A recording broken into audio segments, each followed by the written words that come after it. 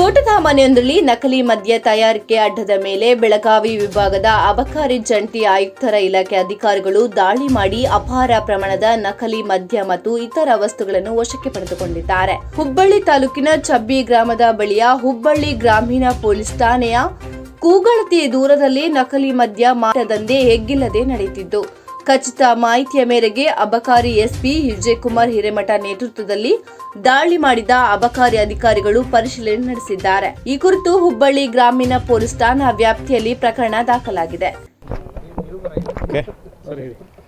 ಈ ದಿನ ಬೆಳಗಾಂ ಡಿವಿಷನ್ನ ಅಬಕಾರಿ ಅಧೀಕ್ಷಕರು ಮತ್ತು ಅವರ ತಂಡ ಹಾಗೂ ಹುಬ್ಬಳ್ಳಿ ಅಬಕಾರಿ ಇಲಾಖೆ ಇವರ ವತಿಯಿಂದ ಇಲ್ಲಿ ಚಬ್ಬಿಯಿಂದ ಬೊಮ್ಮಸಂದ್ರಕ್ಕೆ ಹೋಗುವಂಥ ಒಂದು ದಾರಿನಲ್ಲಿ ಒಂದು ತೋಟದ ಮನೆಯಲ್ಲಿ ಅಕ್ರಮವಾಗಿ ಡೂಪ್ಲಿಕೇಟ್ ಮದ್ಯನ ತಯಾರು ಮಾಡ್ತಿದ್ದ ಒಂದು ಇಬ್ಬರು ವ್ಯಕ್ತಿಗಳನ್ನ ನಾವು ಬಂಧಿಸಿ ಆಮೇಲೆ ಅವ್ರ ಹತ್ರದಿಂದ ಡೂಪ್ಲಿಕೇಟ್ ಲಿಕ್ಕರ್ ಜೊತೆಯಲ್ಲಿ ಡೂಪ್ಲಿಕೇಟ್ ಲಿಕ್ಕರ್ಗೆ ಬಳಸುವಂತಹ ಒಂದು ಲೇಬಲ್ಸು ಅದಾದ ನಂತರ ಡೂಪ್ಲಿಕೇಟ್ ಲಿಕ್ಕರ್ಗೆ ಬಳಸುವಂತಹ ಕೆಲವೊಂದು ಚೀಟಿಗಳು, ಅಡೆಸಿವ್ ಲೇಬಲ್ಸ್ ಅಂತ ಅಡೆಸಿವ್ ಎಕ್ಸೈಸ್ ಲೇಬಲ್ಸ್ ಅಂತ ಏನು ಕರಿತೀವಿ ಅದು, ಆಮೇಲೆ ಭದ್ರತಾ ಚೀಟಿಗಳು ಅಂತ ನಾವು ಕರಿತೀವಿ. ಎಕ್ಸೈಸ್ನಲ್ಲಿ ಬಾಟ್ಲ್ಸ್ಗೆ ನಾವು ಅಂಟಿಸಿರ್ತೀವಿ.